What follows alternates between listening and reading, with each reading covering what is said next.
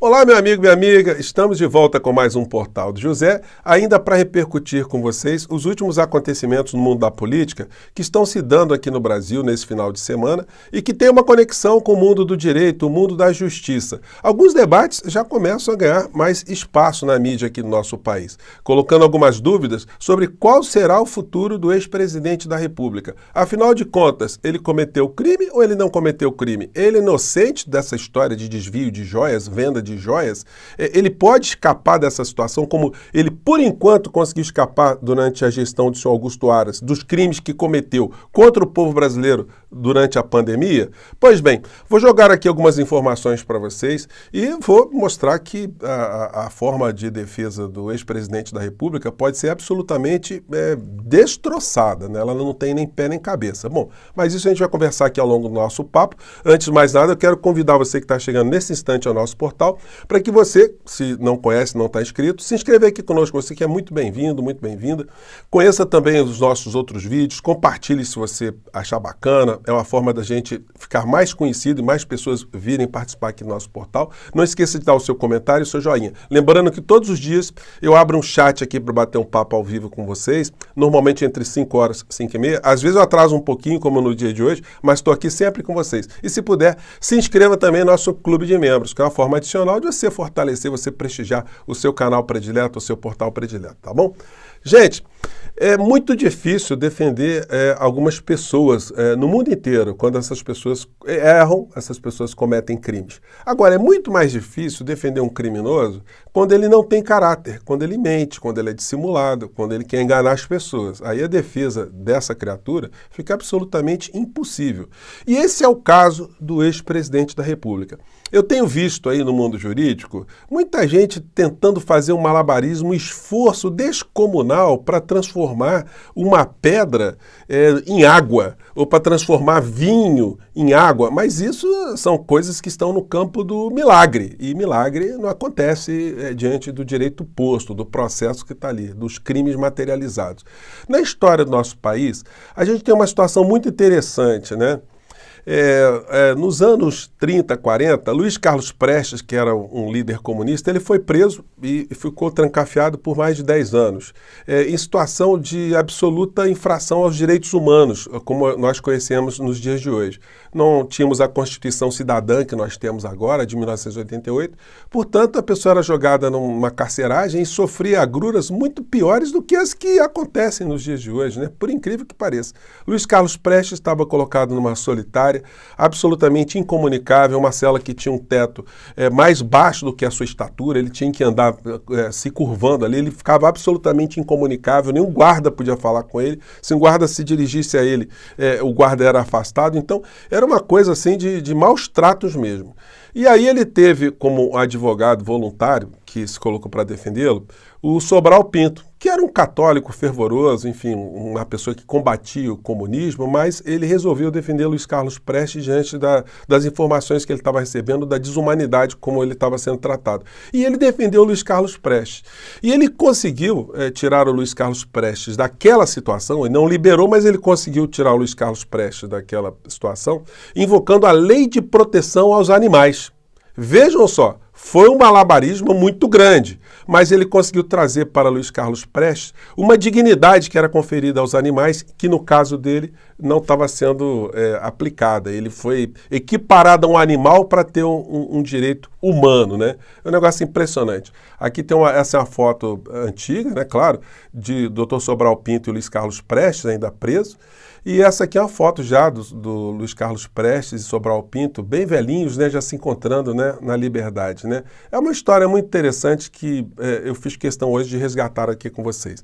E eu fiz questão de resgatar porque mais cedo eu mostrei para vocês uma postagem do Carluxo, né? Aliás, ele está num desespero total e não diz coisa com coisa, né? À toa que muitas pessoas apelidam Carluxo de Tonho da Lua, que é um personagem que tinha na novela muito tempo atrás, né? Que não concatenava coisa com coisa, mas era uma pessoa de bom coração, né? Da trama aí.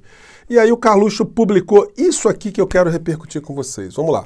Que rege a questão dos presentes, que é uma lei do governo Collor e um decreto do governo Fernando Henrique, Olha só um detalhe, tá?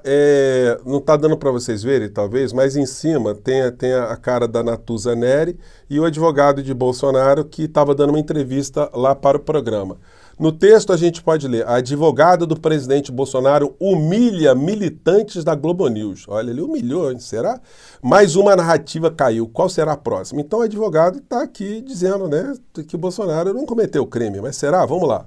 São expressas no sentido de que, uma vez dirigidos ao acervo privado de interesse público da presidência, o presidente da República tem a faculdade de vendê-los. Inclusive, é garantido o direito de herança sobre esses bens. Então, eu não tenho... Gente, é um negócio curioso. Vou fazer uma pergunta para vocês. Um ladrão, se ele assalta uma pessoa, tira os bens dessa pessoa, se ele pega algum bem de um prédio público, ele pode vender essas coisas livremente, ele pode, inclusive, colocar isso na herança dele, pode colocar no testamento para transferir o que ele roubou. Bom, essa é a linha aqui que o colega está utilizando, né? Mas vamos seguir aqui. De fato, você é até muito contundente no que eu vou dizer agora. O que entremeou o presidente Bolsonaro receber esses presentes e nós da defesa, por iniciativa nossa, eu gosto sempre de frisar, os bens foram depositados no TCU a meu pedido, a pedido da... Doutor, isso só surgiu depois que as joias começaram a aparecer no aeroporto. Depois que o crime ficou materializado, né? Mas tudo bem, né? Vamos julgar aqui que tudo aconteceu no lampejo de consciência. Os bens estavam subtraídos, tinham sido roubados, ninguém sabia, e de repente a defesa do Bolsonaro falou: quer saber de uma coisa, presidente? Devolva esses bens que ninguém está sabendo, que ninguém viu que foram roubados, né? Não foi bem assim, né, doutor? Mas vamos seguir aqui. A defesa... O que entremeou este período estava absolutamente dentro da lei. Se vocês forem pegar aqui, por exemplo, o decreto que rege a lei, eu não gosto muito de ficar lendo lei em entrevista, mas vale a pena você... Eu vou ler, doutor. Aí o senhor não apresentou, o pessoal da Globo News não sabia que lei é essa, mas eu vou trazer aqui para o nosso portal, né? Por exemplo, o artigo 10 do decreto vai falar o seguinte: a venda de acervos documentais privados dos presidentes da República deverá ser precedida de comunicação por escrito à Comissão de Memória dos Presidentes da República, que se manifestará no prazo máximo de 60 dias sobre o interesse da União na aquisição desses acervos. Veja que interessante, inclusive, né? O titular da pasta, o presidente da República, se decide vender um dos bens do seu acervo privado de interesse público, ele deve oferecer, primeiro, dar o direito de preferência à União. E a União, caso entenda que tem interesse histórico naquele bem, ela tem que pagar, ela tem que remunerar o ex-presidente da República. O que... É um negócio sensacional, gente. Então, quer dizer, de fato, se um ladrão te assalta e leva as coisas para casa dele, aquilo fica incorporado ao acervo privado do ladrão. E uma vez incorporado ao acervo privado do ladrão, se ninguém sabe que a mercadoria é roubada, ele consegue vender, né? Mas nós estamos lidando com algo que está previsto na lei. E a lei que eu já comentei com vocês, eu tive que falar sobre uma advogada que apareceu na CNN, é essa aqui, né? Que o doutor está se utilizando. Doutor, olha, não precisa ser advogado não, né? Para entender isso aqui, ó. A lei é número 8.394, de 30 de dezembro de 91. Essa lei dispõe sobre a preservação, organização e proteção dos acervos documentais privados dos presidentes da República e da outras providências. De fato, aqui no artigo 3º está escrito: os acervos documentais privados dos presidentes da República. Acervos documentais. O que é um documento, doutor? Rolex é documento? Diamante é documento? Patek Philippe é documento? Ouro é documento? Coqueirinhos preciosos, esculturas preciosas são documentos? Pois bem, artigo 3º. Os acervos documentais privados dos presidentes da República integram patrimônio cultural brasileiro e são declarados de interesse público para fins da aplicação do artigo 1º do parágrafo 1º do artigo 216 da Constituição Federal e são sujeitos às seguintes restrições. Em caso de venda, a União terá direito à preferência e não poderão ser alienados para o exterior sem manifestação expressa da União. Então, gente, olha, não dá, né, doutor? Usar essa lei aqui que cuida de documento para tentar dar uma esquentada aqui em assalto de joias, pedras preciosas, olha, não dá, gente. É um negócio... não dá. Doutor, o que o seu cliente está inserido aí é nesse troço aqui, ó, artigo 317 do Código Penal, que é o Decreto-Lei 2.848 de 1940. Artigo 317. Solicitar ou receber para si ou para outrem, direta ou indiretamente, ainda que fora da função ou antes de assumi-la, mas em razão dela, vantagem indevida ou aceitar promessa de tal vantagem. Pena, reclusão de 2 a 12 anos, além da multa, né? Então, doutor, a chapa está muito quente aí para o seu cliente. Desculpa falar isso, mas o senhor foi a público, o senhor desinformou a sociedade, eu sou obrigado aqui, assistindo isso, a vir corrigir esse tipo de situação, né? Infelizmente, os meios de comunicação não têm pessoas ali que têm esse conhecimento jurídico, né, uma assessoria jurídica para poder municiar os jornalistas para que não caiam nesse tipo de malabarismo, né? Bom, coluna do Jamil Chad de agora à tarde. Autoridades italianas. Bolsonaro será extraditado se tentar fugir do país. Então ele colheu aqui informação com uma série de deputados, de juristas na Itália que disseram, olha, o fato do Bolsonaro ter um passaporte italiano ou ter conseguido a cidadania italiana não absolve de crimes não, né?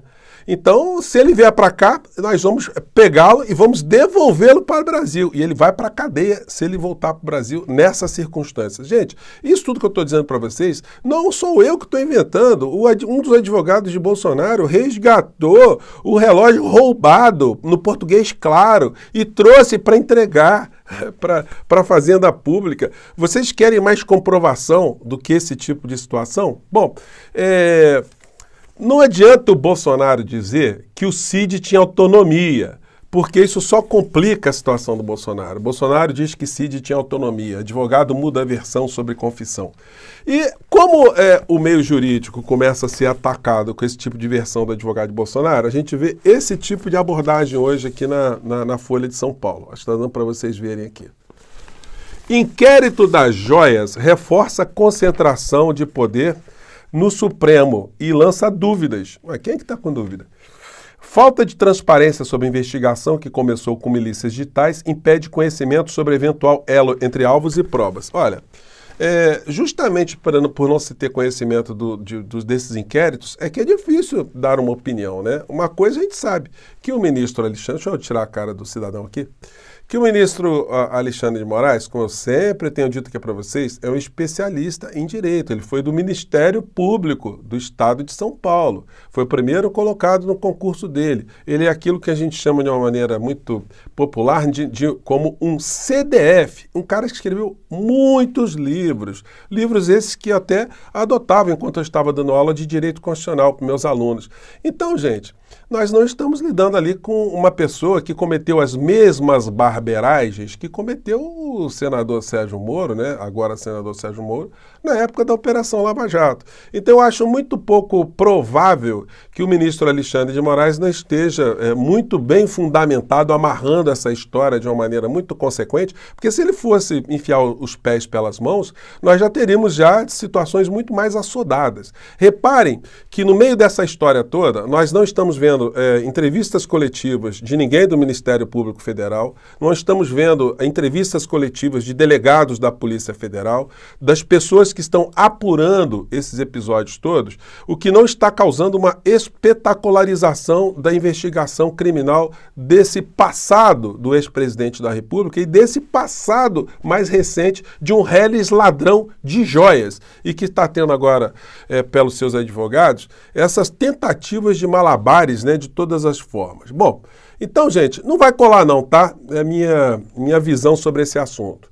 O ano passado, nós tivemos, né, nesse período, uma marcha para Jesus, fazendo uma ponte aqui, do comportamento do criminoso sem caráter. Naquela época, o Bolsonaro foi, ele, a dona Michele, está aqui junto com o Malafaia, uma série de pastores, porque era período eleitoral, né? Ontem não teve Bolsonaro e nem dona Michele, simplesmente abandonaram Jesus, né? Aliás, eles, na prática, nunca tiveram uma proximidade maior, né? E tivemos apenas a figura do seu líder espiritual, constitucional, político, o senhor Malafaia, fazendo um discurso ali absolutamente virulento, desesperado, e a única coisa que ele não falou na Marcha para Jesus foi em Jesus. Ele falou ali do processo do Bolsonaro, do Alexandre de Moraes, ele está com uma paranoia muito grande.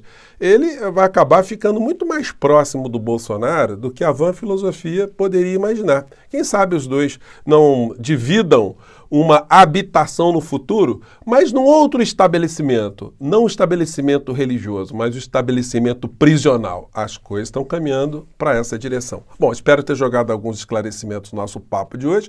Eu fico por aqui, um grande abraço e até o nosso próximo encontro. Tchau!